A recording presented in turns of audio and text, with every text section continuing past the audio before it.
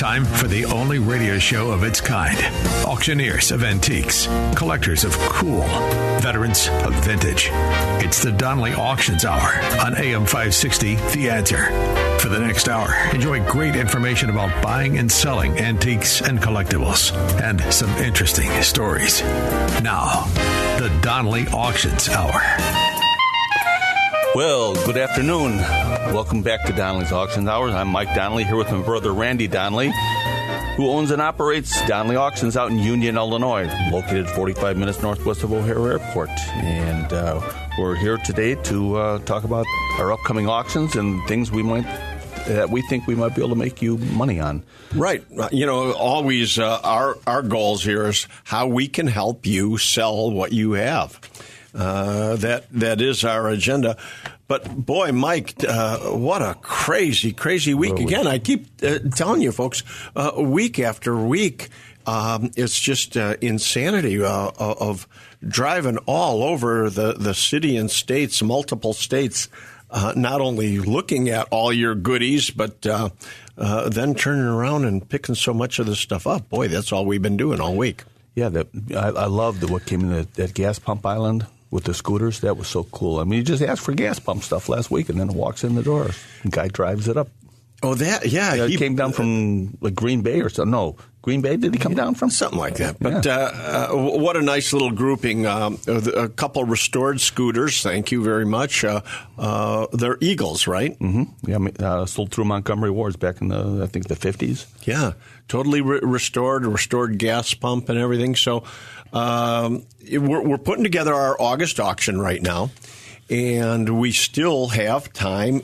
And, you know, we're looking for coin-op machines, anything coin-op. You know, one thing we don't have a lot of in this auction, or any at this point, is coin-operated rides. In our coin-op auctions, we always have coin-operated rides. Now, we've got slot machines, jukeboxes, we've got pinball machines and everything else, and we certainly want more of all those items. So if you've got any, call us, 815-923-7000, or go to DonleyAuctions.com. Yeah, the coin-operated rides, just so you know what we're talking about. It's like the mechanical horses and such that used to sit in front of dime stores or grocery stores, or sometimes they're figures like a little race car or a spaceship. Things like that are very, very collectible. Well, you know, and talk about collectible. I mean, some of those rides are only $500 to $1,000. I mean, if they're beat up, you know, out of your garage and everything, I mean, they're not always big money, but I mean, that's still a lot of money. But when you get into, Mike mentioned spaceships, oh my goodness, it's not unusual at all for a spaceship to go anywhere from $10,000 to $50,000 unrestored. Yes. So call us if you've got anything. And speaking of space, we have some really great buyers for unusual space collectible items, you know, whether it be real or fantasy. If you've got anything in spaceships and that, let us know. So, you know, a lot of people talk to us about what is going to become collectible. How do we know what's going to become collectible? Well, believe it or not, we do not have a crystal ball. I, to this day, couldn't sit there and say, hey, collect this or collect that. But what always seems to do well is things that are born out of tragedy, like the Kennedy assassination or the Lincoln assassination, things like that, Titanic disaster. Those things become collectible almost overnight. So, you know, in light of what happened this week, I mean, newspaper headlines, you know, things like that. Put it aside, you know. Those are the collectibles of tomorrow. That type of thing. And then pop culture is always big, too. I mean, we're seeing things like right now computers starting to become collectible, early computers. I mean, some of the first Apple computers are bringing $1 million plus now. Yeah, they sure are. So that type of thing. Early Game Boy stuff. I mean, you know, it's funny. I want to tell you a quick story of about a year ago, we were cleaning out a house. We bought a bunch of stuff, and the deal was we had to take everything out of the house. And there was a bushel basket of video games there. And I'm just loading the truck. We had to take everything out. That was the deal. We had to clear the house out. So I'm unloading the truck back the next day at the place, and my son happened to be there, who was in high school at the time, and he saw the basket of video games. He says, Dad, what are you going to do with those? I says, you want them? You can have them. And he says, these are worth a lot of money. I said, okay, big shot. I said, I'll split with you, whatever you get. So he takes them to school, and within the next week he comes back and he hands me $600. And I says, what's that? He says, that's your share, Dad. Well, we look at this stuff as junk. It goes in garage sales for a nickel and a dime. And some of these original video games, I mean, there's been sealed Mario Brothers games that have brought over $100,000. Yeah, it's just incredible what people are collecting. But, a lot of us old-time collectors aren't recognizing, we keep saying, collecting is dying, collecting is over, because everybody got old.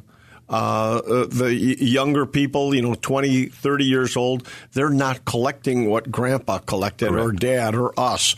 It's a matter of, they collect more modern things, like you say, early computers, early Game Boys, this type of. And even furnishings from the 60s and 70s. I mean, things that we grew up with, and we look at and we're like, that looks horrible. But to the young generation, they look at it in a whole different light. Like we were looking at things when we were collecting from the teens and the 20s and the 30s that we thought were cool. And those old people would say, well, what do you want this stuff for? Well, we're in the same boat right now. Right. Now it's referred to as mid-century modern. Furniture from the 1970s that, again, we lived with. And we're saying, how could that be collectible? And yet that's again, that's the whole new market. So Mike, we've just completed an auction. Do we want to talk about that in this segment or next? And also, more about what we're looking for. Yeah, and we've got quite a few auctions coming up we want to talk to you about, too. So what else happened? I guess we can get into, we just finished our gun and military auction, which was unbelievable. I mean, there were so many. I think there was more surprises at this gun and military auction than there has been in a long time. I mean, stuff that had walked in the door. I mean, we had talked about, for instance, that 45 in the holster that had been. Yeah, we mentioned that last week. Yeah, there was an Army 45 where the it's called a Model 1911. Model 1911 Colt, where the soldier had gone overseas in World War I and contracted influenza over there and died before he ever saw combat. Well, his mother had gone over and collected all his. She went over there to imagine that she went overseas back, during World War I. Yeah, to collect her son's belongings and brought back his footlocker, and wrapped up in there with his uniforms and stuff was his Army 45, which had never been fired. And here, 100-plus years later, it turns up at our place, still in its original holster. And it was in pristine condition. It was unbelievable. I think we had it pre-auction estimated at $4,000 to $5,000, which is still pretty strong for a 45. I would think, yeah. But it had the story, it had the provenance, and what did it end up going for? It was $10,000 or $11,000. Yeah, I think $9,500 was the hammer price, and then there's a buyer premium on that, so it went over $10,000. So I mean, that's it was a pretty strong price for a 45. So these things do turn up all the time. I mean, this thing had literally laying there for 100 years, waiting to be fit into somebody's wallet. Yeah, yeah. It's crazy. And what else? I mean, there were some other really fun. Well, there was a samurai sword there that that thing, it looked good, but it was so beat up. The blade was in not very good shape. Right. I mean, one would look at this sword and say, well, this isn't going to be worth much. It's just, like you say, it was beat to death. Well, not only had it gone through a war, but so many of these samurai swords over the years, I mean, kids have played with them and hit trees with them and everything else and put dings and nicks in the blade. And then they're not stored properly sometimes, or down in a basement, up in a garage, attic or something. And they get rusty and stuff. So, a sword can just look like nothing. Right. And, once again, our experts were able to look at it. They took the handle off of it and read the blade. Read the blade. There's always good swords have characters on the blades. And you don't want to do this by yourself. Never try and take the handle off by yourself. You have to know how you're doing it. You will destroy it. Everybody learns the hard way once. But so our expert looked at it and determined that it was a very good blade, and it had what was called a hot stamp on there, which was a maker's mark that made it just crazy good. And that blade, in the condition it was, that brought $4,500, was it? Yep. And again, that was something that just walked in the door, and Yep. So much better than selling it at a garage sale. Yeah, you just don't know. You have to be careful. Because even we pre-auction estimate things, and we're always surprised, too. When you get two buyers that want it, they'll go crazy over it. Oh, yeah. Let's say, when we come back with our next segment, let's talk about that knife that sold at the auction. Yeah. That was unbelievable. So, yeah, you want to stay tuned here because we got some great stories coming up, and we're going to be talking about some more of our upcoming auctions and things we're looking for. So we'll be back right after the break. You're listening to the Donley Auctions Hours here on AM 560, The Answer.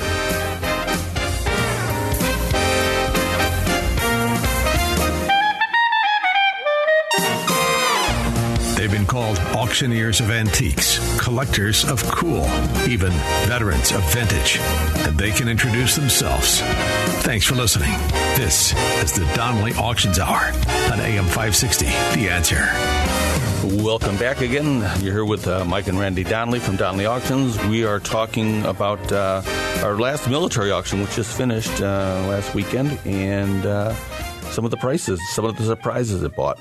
So anyway, Neil, our gun expert, a lot of time takes in the consignments when they come in. And a lot of times he has to go to a house and empty out the basements and such that where all the guns were stored and the different things down there. So, I don't know, about a month or two ago, he brings in a load of guns and everything and some ammo and things like that. And in it was a tackle box, a fisherman's tackle box. Right. He had taken the ladies to help her out. He took some fishing gear that, just looking at it, it didn't look like it was going to have any value, but there was a tackle box there. Yeah, and sometimes you look through the tackle boxes always because you never know what's going to be in there. I mean, very often one lure can be $200-$300. Right. So he's looking through the tackle box and nothing special, and he spots a little knife in a sheath in the bottom of the tackle box. He pulls it out and looks at it. It was interesting. It had kind of a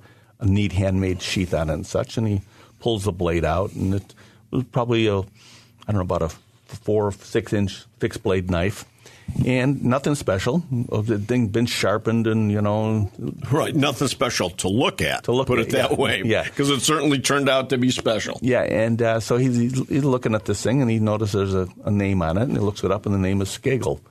And to those of you who don't know about knife making, the name Skagel doesn't get any better. Skagel is the man. He died in 1962, but he made handmade knives, each one individual. There were not any two alike.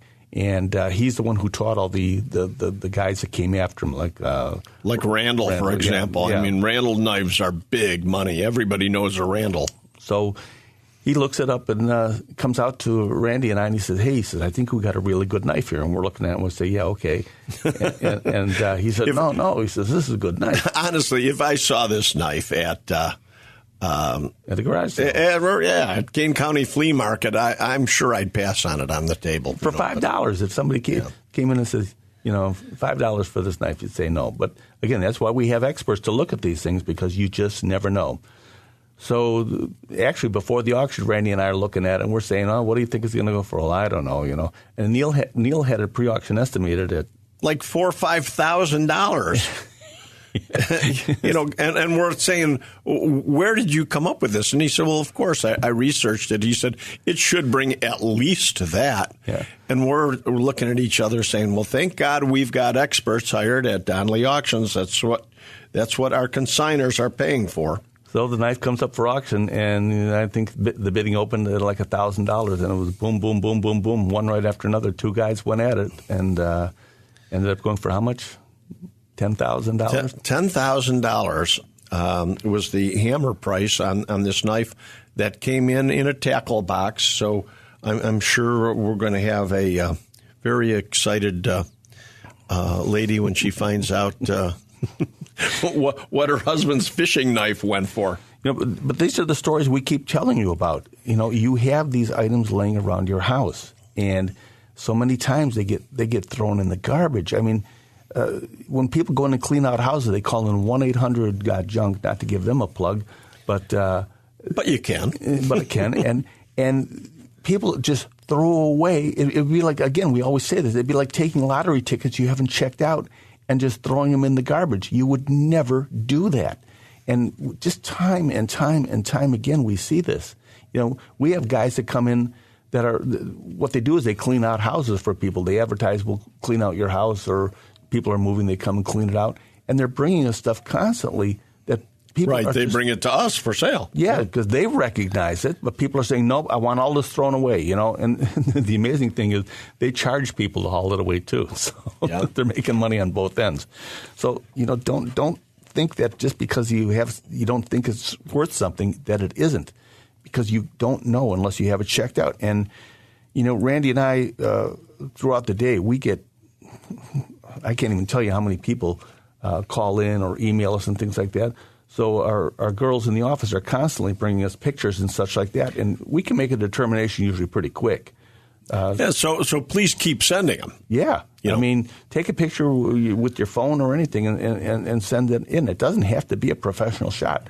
From pictures, and just group shots too. I mean, shots of whole rooms. I mean, we'll spot items in there. Yeah, we can zoom up on it. I can't tell you how many times people will be sending us a shot of something they think is valuable, but in the background we notice something else. Hey, take a picture of this instead.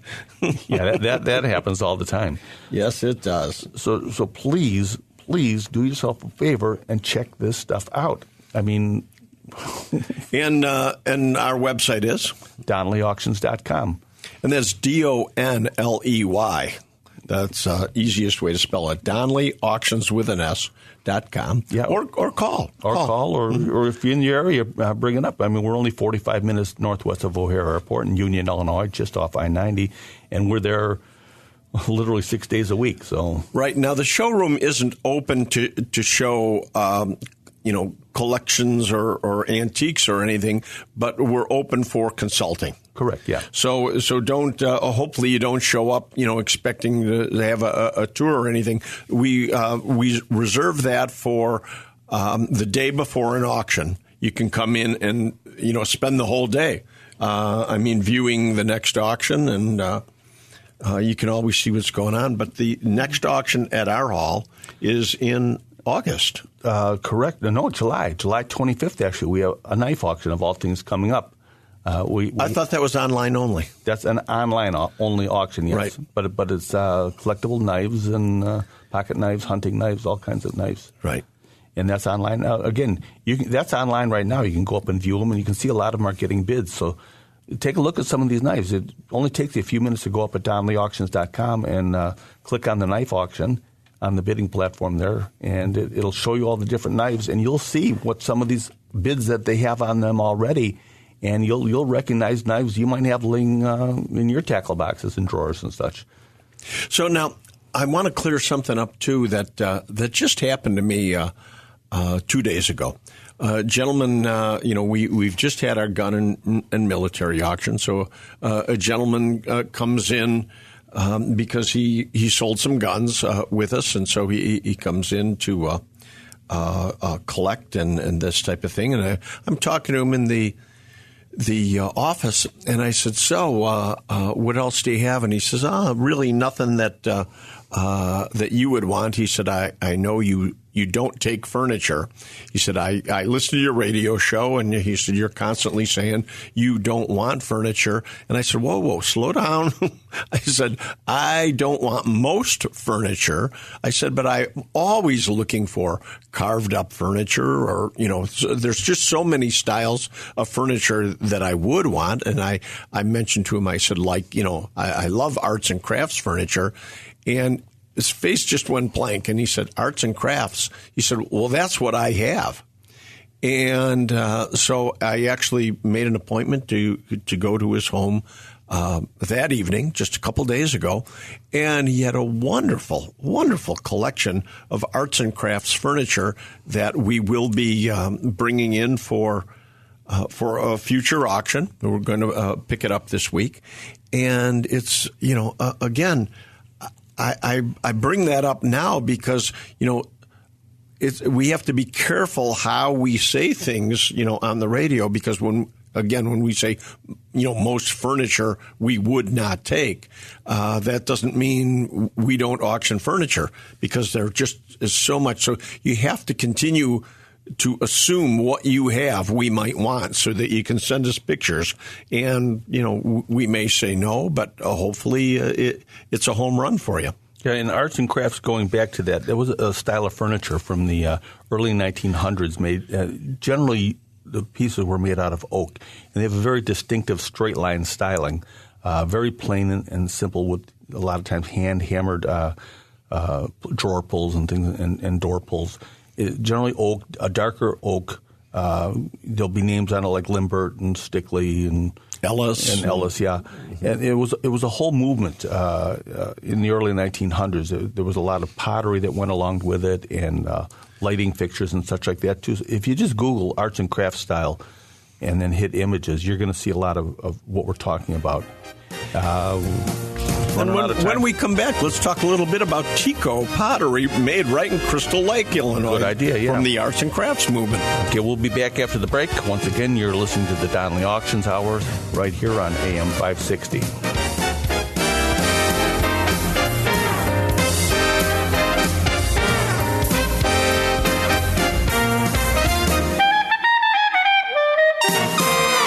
You're listening to the Donley Auctions Hour on AM 560. The Answer. Welcome back once again. I'm Mike Donley here with my brother Randy Donley from Donley Auctions out in Union, Illinois. And we're talking about, actually when we last took our break there, we were talking about the arts and crafts movement and the different types of furnishings, and we were talking about pottery. And one of the most well-known but scarce potteries out of that time period was made right here in Illinois, in Crystal Lake. Now, arts and crafts, once again, time period, wouldn't we say the heyday was 1905, maybe? Yeah, up until by 1910 or so, it was already changing. Mm-hmm. It was a very short-lived movement, but very collectible. I mean, if you have any of these pieces, especially in the pottery and such, because there's many different, Roseville, no. Roseville is a whole other category. But things like Gruby and I can't even think of all the names of the pottery. Well, you know what? Roseville, though, is very collectible. It's collectible. I mean, but it's not really part of the arts and crafts design. But, we started this by talking about Tico. Mm-hmm. Now, when you flip the pottery upside down, it will be impressed with TECO. Correct. And that is short for the Terracotta Company, correct? Yes, it was made by the Gates Pottery Company, which is right out of Crystal Lake, and they were on Terracotta Avenue, so it was Tico. It was shortened for that. Right. And the company's still in business today. They make clay chimney caps and things like that, but it was in a river valley. If you're ever driving there on 31, the way it dips down on 31 just north of 176 there, that was actually a millennium ago was a river through there. So it deposited some of the best clay around, and Gates had found this clay deposit, and that's what he was using for his pottery. So they were manufacturing it right there with the clay they found right there in that ground, and it was unique to their pottery and so on. But, this Tico pottery, so much of it was in this like matte green finish. Again, I wish, hope everybody goes up online. If you're not familiar with Tico pottery, go look at it. It's again, very unique in style for that period of time, and it's so collectible.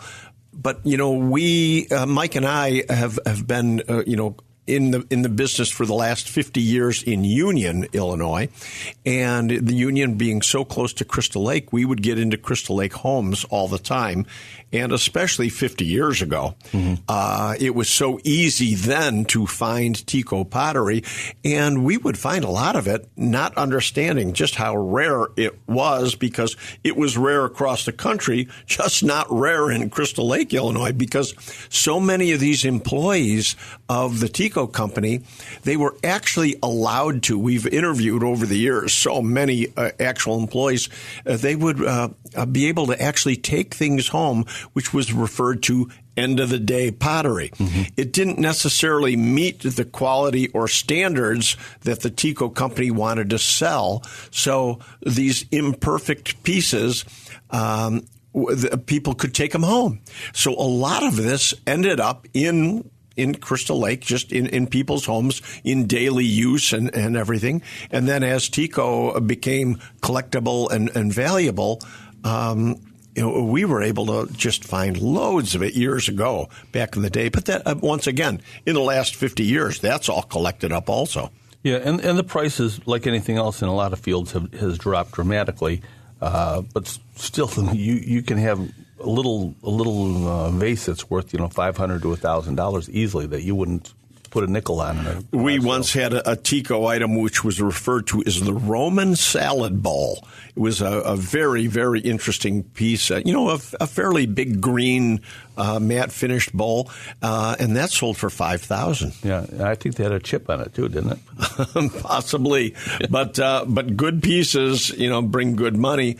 But when you mentioned that, just like everything, prices have come down in so much of this collecting, I want to point out to everybody it's a perfect time to buy because yes, everything had gone up crazy, up to say 10 years ago.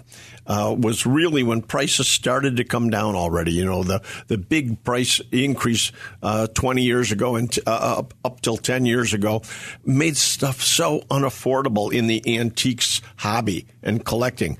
But now as prices have dropped because of lack of collectors, some of these pieces that you could have never bought at all, people wouldn't sell them, are available again and at a fairly modest price. They're very affordable. So watch our auctions as a buyer. We're always here saying, we need your items so we can sell them for you.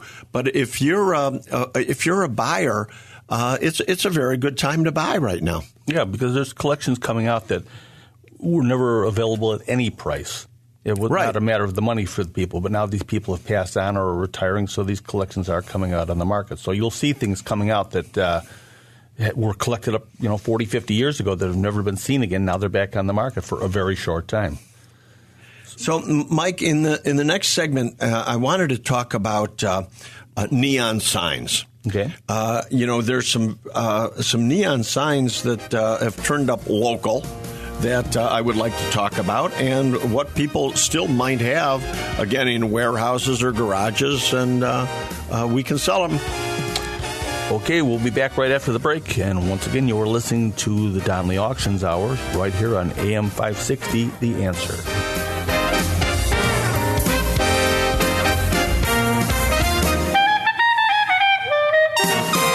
Now, more of the Donley Auctions Hour on AM 560, The Answer. Welcome back. You're here with Mike and Randy Donley from Donley Auctions. What do you got, Randy? I had said in the last segment, Mike, that I wanted to talk a little bit about neon signs. And I'm talking about the signs that, hung in front of stores and things like Dog and Suds. Oh, man. Oh, man. When I say Dog and Suds sign, any collector's ears will go up because Dog and Suds signs are so iconic. And wasn't there one right in McHenry, Illinois for years and years? Yeah, there was. They were all over the place. Well, growing up, we had one in Cicero, remember? But, today they make reproductions of all these signs, and but the originals are huge money. And an item like a Dog and Suds sign, famous, a dog holding a hot dog and a root beer in front of a fence, and it says Dog and Suds. I mean, that iconic sign right there, they're so expensive now that if people have an original, people now cut them in half because they were double-sided so that they can sell two of them as opposed to one because they're so valuable. Yeah, a restored sign like that will bring $30,000-$40,000 per side. Yeah. And so, again, we're just trying to tip you off. These things do turn up. They are all over. They've been taken down over the years. And I'm not just talking about Dog and Sons, a big boy neon sign or automotive signs, Chevrolet, Ford, and any of the name brands in automobiles. These big signs, so many people have said to me, oh, my goodness, it's so big. Yeah, I can't bring it out by you. Well, no, you don't have to. I mean, these big signs, yes, we're more than happy to not only travel, but to move them for you. And even if the signs are still on a building, we have the capabilities of removing them off of the buildings and everything. But if you've got a big sign or knowledge of, we also pay finder's fees. Mm-hmm. Yes, we do. So signage is always big, anything in neon, porcelain, or anything else. And, of course, that will all fit into our August auction. Yeah, and don't worry about the condition of it. If the neon's broken, if the sign's not working, if it's filthy, greasy, don't worry about it. We can take care of all that for you. If we recognize the value of something, we'll go the extra mile and get it working again. So, and it's always amazing to me, Mike, when we do go to do a pickup. One of the reasons I love to do pickups is because just yesterday I went to 2 gun pickups, okay, and I'm picking up a nice small collection of guns. So I pick one up and I did see a slot machine in the house. I said, Dad, do you want us to sell the slot machine? Oh, sure. Take that along. Okay. So I put the slot machine in our trailer and we go to the next lead. And as we're putting guns from this woman's house into the trailer, she sees the slot machine and she goes, oh, my goodness, I've got one of those. She said, would you want another one? Well, of course. But had we have not been there, neither of those slot machines, I mean, people just aren't thinking in terms of what all, they'll focus in on one item to get to us for an auction, and they forget how many different items, we're always looking for auctions. Well, how many times we go to a house and don't end up getting the thing that we went to look at even, because it didn't turn out to be what it was supposed to be, but we end up getting other things that, like you say, they never thought had any value.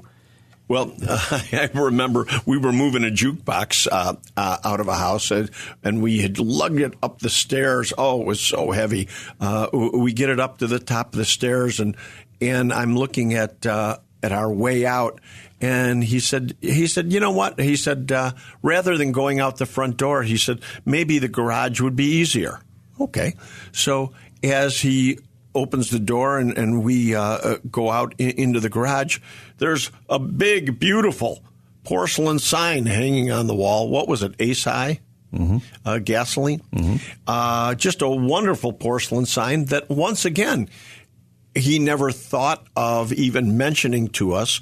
And so there you go. Not only the jukebox, but the sign. There's just so many things. So we're more than happy to come out and look, Yeah, but don't expect the tool men to lug a jukebox up the stairs anymore. No, we now have to bring staff. We used to be the young guys doing it, but as a matter of fact, a woman yesterday said to me, she looked at me, she says, "Are you okay?" She said, "Do you need water?" And yes, I'll take a bottle of water, thank you. But she was worried about the old man panting away, yes. But we still do it. So what else do you got there, Mike?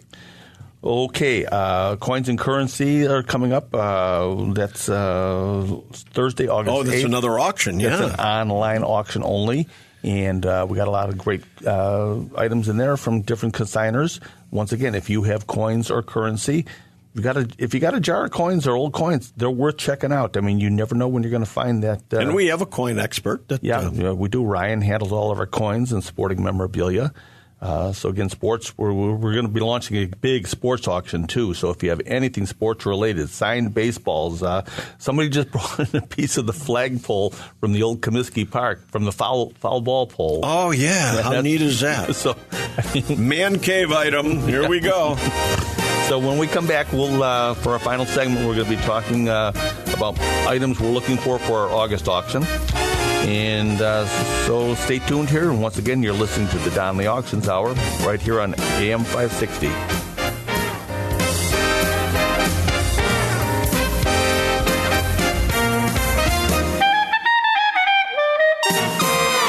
The Donley Auctions Hour continues now on AM 560. The Answer. Welcome back once again. I'm Mike Donley here with my brother Randy Donley from Donley Auctions out in Union, Illinois.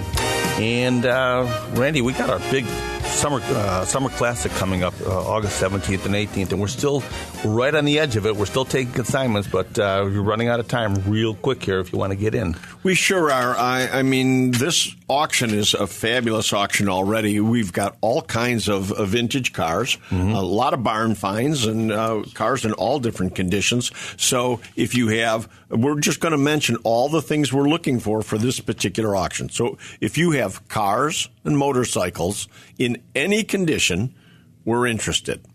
Now, one of our biggest items that we always sell are slot machines, right? Mm-hmm. And especially the big upright slot machines that have the wood and the big round circle. We refer to them as the Dewey style. Big money in those. But the three-reel one-armed bandits are always popular, too. So any type of slot machine or coin-operated items. Pinball machines, anything gambling, roulette tables, blackjack tables, dice cages, anything from the old casinos are very collectible. Yeah, gambling is always hot. But we always look for big, massive stuff. Susan hasn't been on the show in a few weeks, but she's always yelling at us for the big, heavy stuff that we collect, like bars and back bars. Big, full-size bars and back bars we're always looking for. And you know, people want to send us taxidermy all the time, but we're really only looking for North American game. If you have mounts, I mean, we'll do grizzly bears, we'll do buffalo, big, massive moose heads. Elk heads. Yeah. But African, we pretty much stay away from. We just don't have the market for that. But anything in architecture with leaded windows, leaded lampshades, especially original Tiffany's, huge, huge money.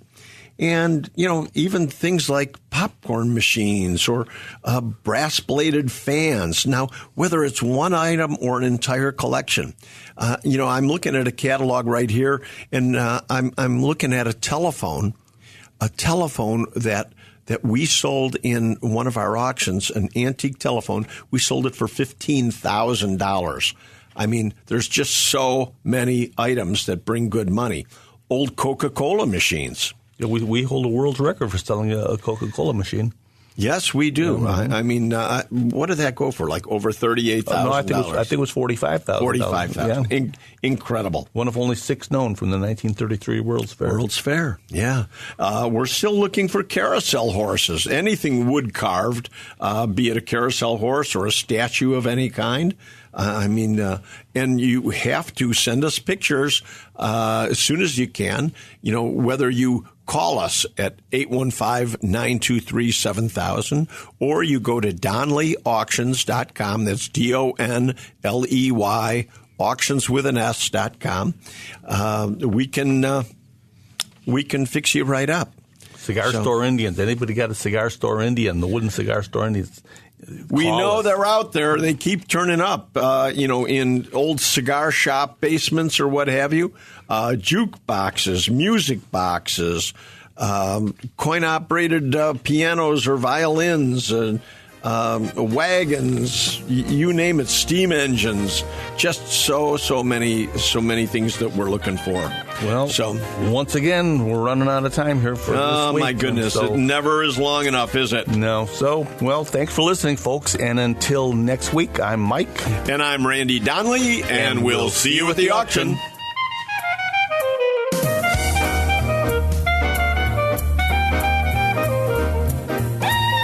for listening to the Donley Auctions Hour on AM 560, The Answer. Check out all the latest information on upcoming auctions and collectibles at DonleyAuctions.com. And while you're there, you can contact someone about buying or selling your collectibles or estates. That's DonleyAuctions.com.